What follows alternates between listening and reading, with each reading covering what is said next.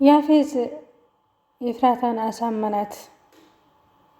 የውሸት መረጃ ይዞ መጥቶ ይፍራታን እንዲያገባት ነገራት። ይፍራታም ቪዲዮን ስታይ በጣም ነበር የደነገጠችው። ናታ እንደዚህ ያደርጋል በማለትም ሁለተኛ ልብ ሆናለች። ያፌዝም ናታ ማደንዘዣ አጠጥቶ ስለነበረ ምንም የሚያስታውሰው ነገር የለም። ራሱን ስቶ ነበር። ከዛም ሲነሳ ባዶ ቤት ነበር ያገኘው ራሱን። ምን እንዴት ተፈጠረ? ምንም ነገር የሚያስታውሰው ነገር የለም። ያፌዝ ግን ቪዲዮ አስቀርጦ በያዘው ሪሞሪ ሰው እንደገደለና እንዲሁም ደግሞ ሰው ሲገል እንዴት ተያዘ፣ እስር ቤት እንደገባ እሱ ከፍሎ እንዲያስለቀቀው ነገራት። ይፍራታም ግራ ገባት። እንዴት አንተ እንደዚህ ልታረግ ቻልክ? አሁን ከኔ ምንድን የምትፈልገው ታዲያ አለችው። ከአንቺማ የምፈልገው አንቺን አግብቼ መኖር ነው። እኔና አንቺ እንጋባለን፣ ያፌዝም ደግሞ እስር ቤት አይገባም ብሎ አላት። አሰላሙ አለይኩም ወራህመቱላሂ ወበረካቱ። ውድና የተከበራችሁ ቻናል ቤተሰቦች እንዴት ናችሁ? ደህና ናችሁ ወይ? እኔ ያለው በጣም ደህና ነኝ። ለዚህ ለቻናል አዲስ ሆናችሁ ሰብስክራይብ ያደረጋችሁ ቤተሰብ ሆኖ ዛሬ እንግዲህ ሐረግ ድራማን ክፍል 62 የባለፈው ቀጥለን መተናል ማለት ነው። እንግዲህ ይፍራታ በጣም አሁን ላይ በጣም ተወዛግባለች። ምክንያቱም ነጢ ብዙ ነገሮችን አታስታውስም። አንዳንድ ነገሮችን ግን የገኒሊ እንደሆነች ስለነገረቻት ሁሉ ነገር ተደበላልቆባታል። በዛ ላይ መንገድ ላይ ስትሄድ ያፌዝ መጣ። ያፌዝ ሲመጣ እየፈለኩሽ ነበር እኮ ወዴት እየሄድሽ ነው ብሎ አላት። ለምንድን ነው የምትከታተለኝ ብላ ጠየቀችው። የምከታተልሽማ በጣም ስለምወድሽ እና ስለማፈቅርሽ ነው። ብፈልግሽ አጣሁሽ፣ ስላገኘሁሽ ግን በጣም ደስ ብሎኛል አላት። እሷም ተወኝ፣ ህይወቴ ልኑርበት፣ አትከታተለኝ በማለት በንዴት ተናገረችው። አሳምኖ መኪና ውስጥ ገባች። መኪና ውስጥ ገብታ አንዳንድ ነገሮችን እያወሩ እያሉ በናታ ሲመጣባት ግን በጣም ተበሳጨች። ምክንያቱም ናታን ምንም ቢሆን ምንም ነገር እንዲሆንባት አትፈልግም። በዛም ምክንያት ብዙ ነገሮችን ተናገረች። ናታን እኮ ሰው ሲገሎ እስር ቤት ገብቶ እኔ ነኝ ያስለቀቅኩት ብሎ ነገራት።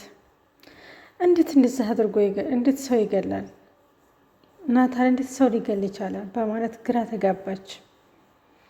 አዎ ሰው ገለው እስር ቤት ነበር የገባው፣ እኔ ያስለቅቀው ነው እንጂ አለ። ናታንም ይፍራታን በጣም ግራ ገባት። አላም ነው ስትል ቪዲዮውን አሳየት። ቪዲዮ ላይ ያየችው መረጃ ግን በጣም ያስደነግጥ ነበር። ምክንያቱም ናታ እንዴት እንደዚህ ያደርጋል? ናታ እንደዚህ ሰው እንዴት ሊገል ይችላል? በማለት ሁሉ ነገር እንትን ብሎባት ነበር። በጣም ደንግታ ነበር። እና አሁን ከኔ ምን ትፈልጋለህ ብላለችው። ከአንቺ የምፈልገውማ አንቺን አግብቼ መኖር ብቻ ነው እንጂ ሌላ ነገር ምንም አልፈልግም ብሎ አለ። እንዴት እንደዚህ አሰብክ? እኔ እኮ በጣም የምወደው የማፈቅረው አለኝ። እንዴት ይህን ታስባለህ? ቆይ ናታ ምን አድርገዋል? ታናታ ምንድን ነው የምትፈልገው ብላ ጠየቀችው። እኔ ከናታ ምንም አልፈልግም፣ እኔ የምፈልገው አንቺን አግብቼ መኖር ብቻ ነው ብሎ አላት። እሷም ይሄማ መቼም አይሆንም፣ እኔ እናንተ መቼም ተጋብተን የምንኖርበት ሰዓት አይመጣም ብላለች። እሱም በጣም ተናደደ። ናታል በህይወት እንዲኖርልሽ ደስተኛ ሆኖ እስር ቤት ተሚበሰብስ የምትፈልጊ ከሆነ እኔና አንቺ መጋባት አለብን አላት። እሷም በዛ አልተስማማችም። በጣም ተናዳ ስለነበረ ጥላ ወረደች። ያፌዝም አሁን ላይ በጣም ደስ እያለው ነው። ምክንያቱም ናታን ምንም እንዳረገ ማደንዘዣ እንድትወጋ ምንም ነገር እንዳረገ አያስታውስም ነበር። ባዶ ቤት ራሱን አግኝቶት ከዛ ወጥቶ ወደ ቤት መምጣቱን እንጂ ምንም የሚያደርገው ነገር አይታወቅም ነበር። ይህን ቪዲዮ ሲያይ ምን አይነት ስሜት ይሰማዋል የሚለው ነገር ግራ ገብቷታል። ያፌዝም እንደዚህ አያደርግም ናታን እንጂ ያፌዝ እንደዚህ አያደርግም በማለት ግራ ተጋባች። ይፍራታም ግራ ተጋባች። ምክንያቱም በህይወቷ ውስጥ በጣም የምትወደውና የምታፈቅረው እሱን ስለሆነ አሁን ላይ በጣም ግራ ተጋብታለች።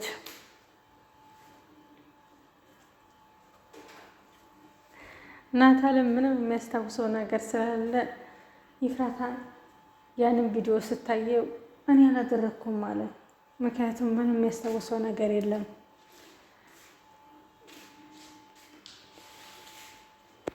ይፍራታም ነገሮች ሁሉ ተነባበሩባት። አንደኛ ላይ እጤ እያስታወሰች ነው አሁን ላይ በጣም እያስታወሰች ነው። ገኒ እንደወለደቻት ተደፍራ እንደወለደቻት እና እንዲሁም ደግሞ ማሳደጉ አቅም ስለሌላት እነ ቤዛ ቤት በር ላይ ጥላት ወደ ውጭ ሀገር እንደሄደ ገኒ ተናገረች። እንዴት ምን እያልሽ ነው ብላ ልታምናት አልቻለችም። እና ታዲያ መደፈሯ አንቺን እዚህ ስለጣለችሽ ያሳፍርሻ እንዴ? አንቺን ብላ እኮ ነው አሁን ሰራተኛ ሆና እኛ ቤት የገባችው አለች። ይፍራታም እስኪ አስረጅኝ አልገባኝም አለች። እንደዚህ ስትጨቃጨቁ ናታ መጣ። ወንድሜ አኮረፈኝ አለች ፍራታ። ለምንድን ነው ያኮረፍካት ብላ ነጥ ጠይቀችው። አይ እየተጫወኩ እየቀለድኩ ነበር አለ። ይፍራታ ግን ሁሉ ነገሮች ስለተደራረቡባት ፊቷን በጣም ክስክስ አድርገዋለች። መሆንሽ ነው አላት። ነጤ ገኒ እናቴ እንዲሆነች ነገረችኝ። እንዲሁም እኔን ከወለደች ወዲያ እንዲያ በር ላይ ጥላኝ ውጭ ሀገር እንደሄደ ተናገረች። እውነት ነው እንዴ ብላ ጠየቀችው። አይ ነጤ ዝም ብላ ነው አታስታውስም፣ ዝም ብላ የመጣላትን ስለምታወራ ዝም ብላ ነው አላት። ለመንገርም ግራ ገባው። ሉሊትን ነይ እንሂድ ብላ ይዛት ሄደች። ገኒትም እስከ ዛሬ ገንዬ ብላ የምትስማትን ዛሬ ላይ ግን ወደ ውጭ ወጣ ነው ብላ ጥላት ወጣች። ገኒ ይፍራታ ምን አድርጊያት ነው ተቀይራብኛለች በማለት ራስ በራሷ ታወራ ገባች። ናታል ሲመጣ ልጄ መሆኗ ነው በጣም ተቀይራለች፣ ሰላም አላለችኝም፣ ዝም ብላኝ ሄደች፣ ምን ተፈጥሮ ነው ብላ ጠየቀችው። ነጤ ምንም ነገር እያስታወሰ ስለሆነ አሁን ላይ ለይፍራታ አንዳንድ ነገሮችን ነግራታለች አለች። ምንድን? እኔማ እገላታለሁ፣ ነጤን እገላታለሁ፣ ለምን ተናገረች አለች። እንዴ ለምንድን ነው የምትገሊያት? እኔ ባኖር ቆይ እንደዚህ ስትይ እኮ እኔን ይሰማኛል። ነጤም አንዳንድ ነገሮችን ስለነገረቻት ይፍራታ በጣም ሁለት ነገር ሆናለች። ገኒ እንዴት የኔ እናት ስትሆን ቻለች? ገኒ እንዲያንቺ ያለ እናት ለእኔን በሰጠኝ ብላ የምትመኛት አይነት ሴት ነበረች። አሁን ላይ ግን ገኒ እናቷ መሆኗን ስታቅ ገኒ እናቴ ናት፣ ዳግምም ወንድሜ ነው። ይፍራታም ገኒ እናቷ እንደሆነች ስታቅ አሁን ላይ ሁሉንም ልጠላቸው ነው። ምክንያቱም ይሄን ሁሉም ሰዎች እስከ ዛሬ ይሄን ሁላ ነገር ስለደበቋት በአሁን ላይ ይሄን ሁሉ ነገር ስትሰማ እኔንም ልከዳይ ነው አለች ገኒ። እኔ እኮ አስረዳት ነበረ ግን ቀን ጊዜ ያስፈልገኛል አለች ገኒ። ናታንም ከአሁን ወዲያ የማትነግሪያት ከሆነ እኔ እነግራታለሁ ገኒ፣ ከዚህ በላይ መጎዳት የለባትም አላት። ገኒም እሺ እነግራታለሁ ብቻ ጊዜ ስጠኝ አለችው። ጊዜ የሚሰጥሽ 1 ወር ነው እንደውም ሲበዛ ነው፣ ከዚህ በላይ ጊዜ የለም ብሏላት እና አሁን ላይ እንዴት አድርጌ ልንገራት የሚለው ነገር፣ እንዴት አድርጌ ትቀርበኛለች የሚለው ነገር ገኒ በጣም አሳስቧታል። ገኒ አሁን ላይ እኔ እኮ እናትሽ ነኝ፣ ተደፍሬ ነው የወለድኩሽ፣ እበር ውስጥ ጥዬሽ ነው የሄድኩት። ምክንያቱም ቤተሰቦችም ህጣን ስለሆንኩኝ ሊቀበሉኝ አልቻሉም። እኔም ደግሞ ወጥቼ መስራት ስላለብኝ አረብ ሀገር ሄጄ ላንቺ በስምሽ ቤት ሰርቼ ተመለስኩ።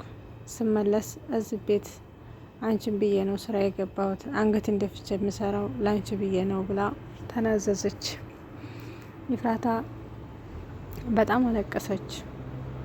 እንዴት ለእኔ ብለሽ አንገትሽ እንዴት ትሰሪያለሽ በማለት በጣም ተናደደች። በጣም መስተዛዘ ስለተደበቀች በጣም ሁሉ ነገር ከባድ ነው ሆነባት። አሁን ላይ ይፍራታ ተረጋግታለች። እናቷን አግኝታለች፣ ብዙ ነገሮችን አግኝታለች እና አሁን ላይ በጣም ጥሩ ላይ ነው ያለችው።